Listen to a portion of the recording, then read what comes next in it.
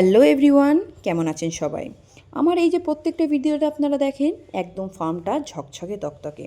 সেটার পিছনে আমার কত কষ্ট করতে হয়, আজকে সেই জিনিসটাই আপনাদের সঙ্গে শেয়ার করব। তো দেখতেই পাচ্ছেন ফার্মের কি অবস্থা। আর এরকম অবস্থায় থাকলে না একদম ফার্মে আসতে ইচ্ছা করে না। তো সবার প্রথমে ফার্মের এন্ট্রান্সটা পরিষ্কার করে নেব, কারণ ফার্মের এন্ট্রান্স যখন সুন্দর হবে তখন কিন্তু ফার্মে আসার ইচ্ছা দ্বিগুণ পরিমাণে বেড়ে যাবে। আপনাদের সঙ্গে কি এটা হয় যে যদি কোনো জায়গা নোংরা থাকে সেখানে যাওয়ার ইচ্ছা হয় না? আমার সাথে তো ভীষণভাবে হয়। আমার ফার্ম যদি পরিষ্কার না থাকে, আমার একটুও ফার্মে যাওয়ার ইচ্ছা করে না। আর ফার্মের পাশাপাশি এই যে উঠোন, আমাদের উঠোন কিন্তু ভীষণ বড়।